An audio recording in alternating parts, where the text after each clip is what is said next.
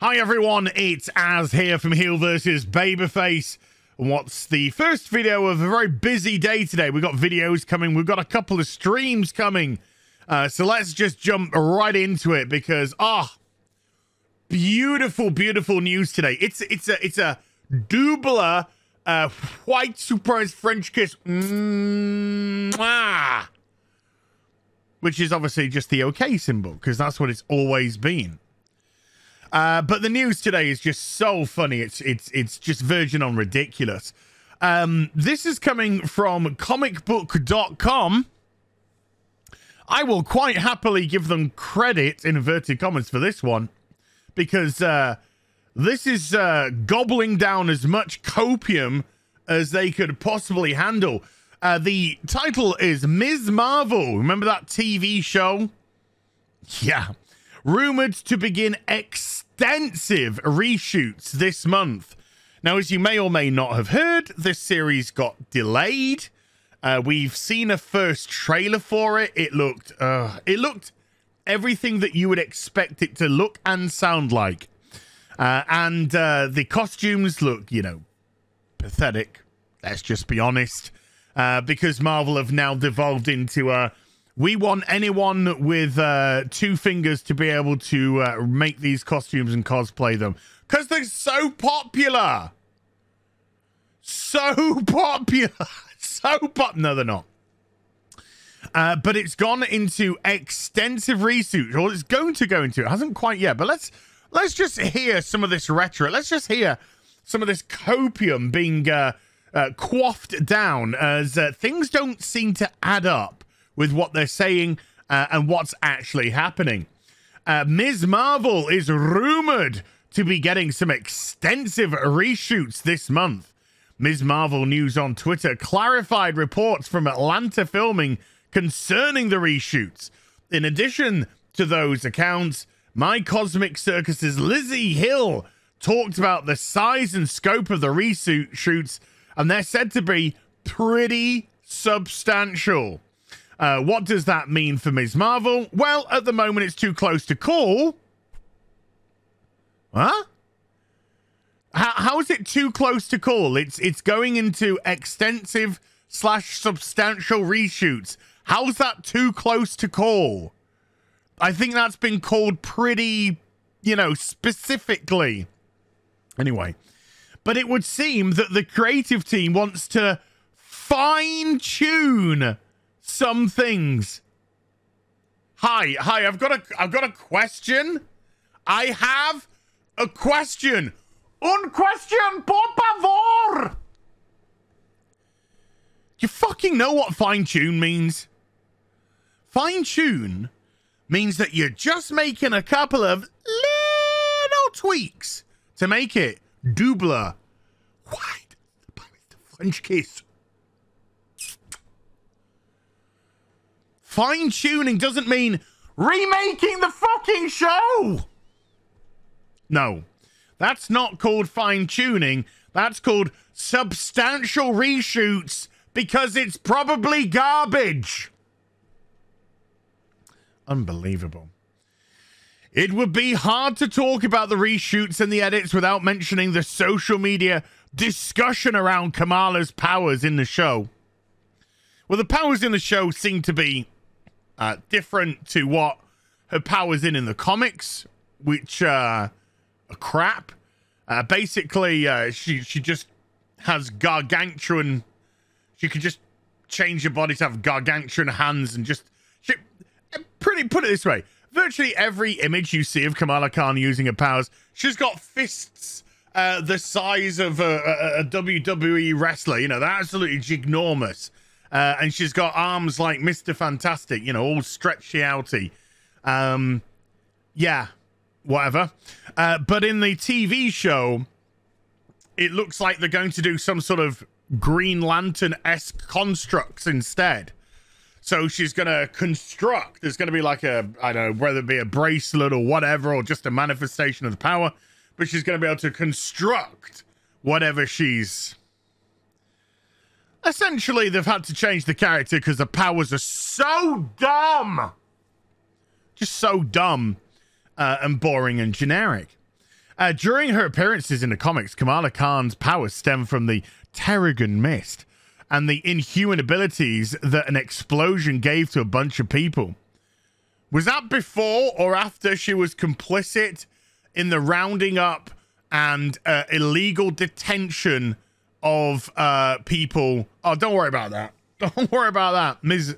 Captain Marvel didn't, so why shouldn't her? Why shouldn't she? Her embiggening, more like embiggeting. Did you get it? Because she's a massive bigot. Powers are viewed as key to the character.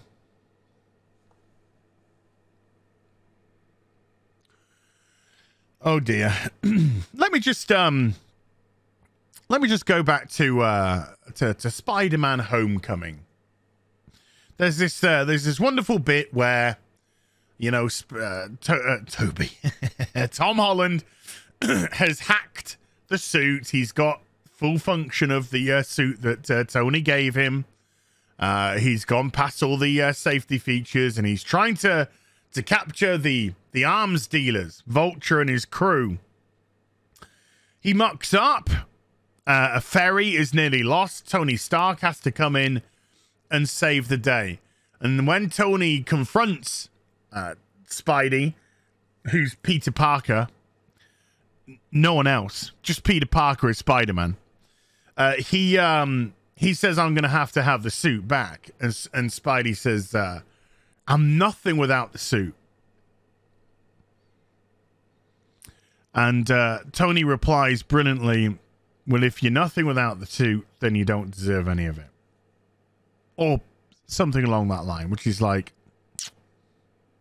it's not the suit or the powers, it's the hero that makes the hero. If your hero is nothing but a power, then your hero has been created incorrectly. It's the character of the hero that pushes them through. It's the power that they have that enables them to advance, to be able to get out there. So I think that's really, really poor phrasing as a key to the character. It's not a key to the character if the character is written correctly, particularly when they've got dumbass powers. However, the MCU is taking a bit of a different track on her skill set, with Ms. Marvel using light-based constructs like a Green Lantern. Told you. It remains to be seen what the reason for the swap are, because her powers are stupid.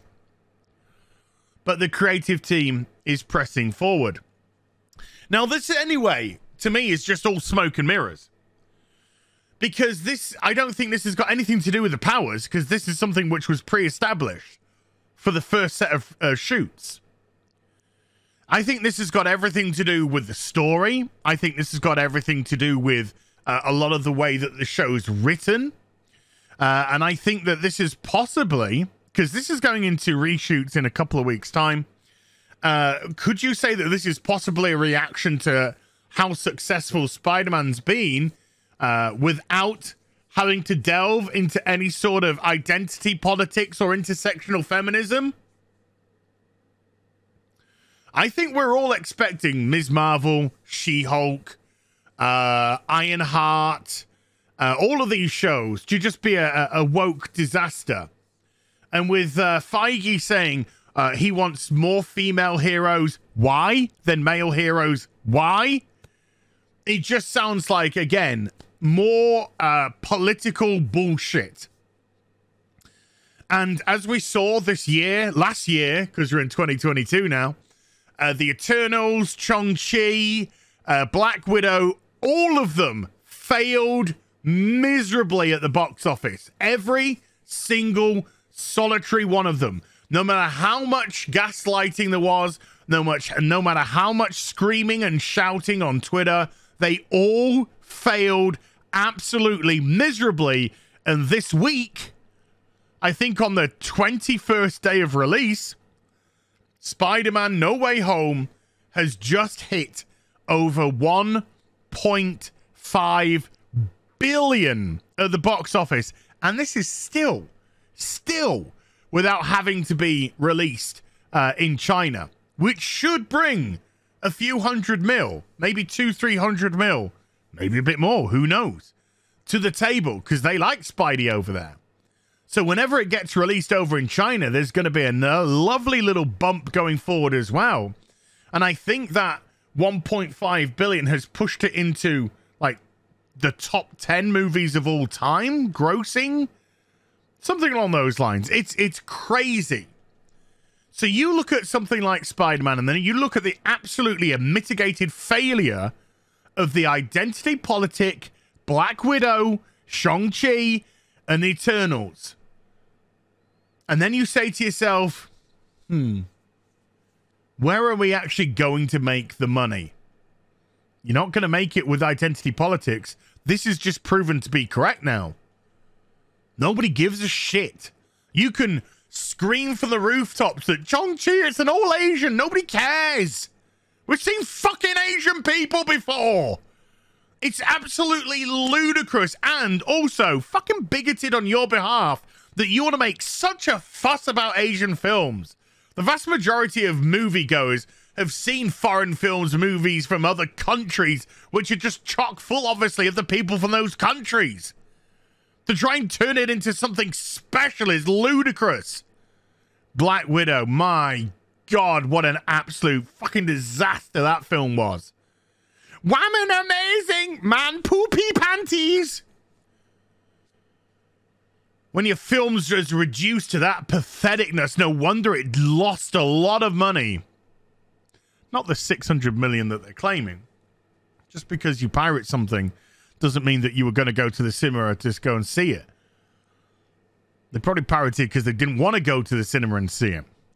And then, of course, the Eternals. We've got a this. We've got a that. We've got a this. We've got another. Aren't we so diverse? Nobody cares. Nobody cares. Do you know what they want? They want fun. They want fun. They want thrills. They want spills. They want excitement. And do you know what they don't want? They don't want to be lectured to.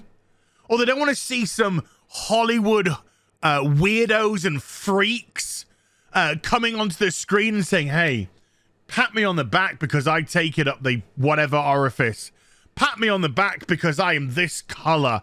Pat me on the back because I identify as this. It's pathetic. You're not in the real world. You never existed in the real world. And extensive reshoots on this after we've seen the first trailer. Yeah. Yeah, there isn't fine-tuning going on here. There is massive course correction going on here. There's most likely a complete rewrite of a lot of the language that's going to be used. Maybe some of the blaming, pointing fingers. Hey, you asshole. Because we love being called things like that. We loved having Hollywood point fingers at us and go, hey, look, you scum, all of you. You're just scum.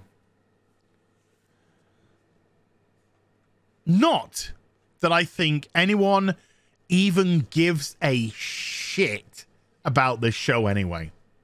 This is just a vehicle for Sama Amanot to get some money for herself because she doesn't believe in the message when she's not potentially harassing male employees over at Marvel and getting potentially suspended.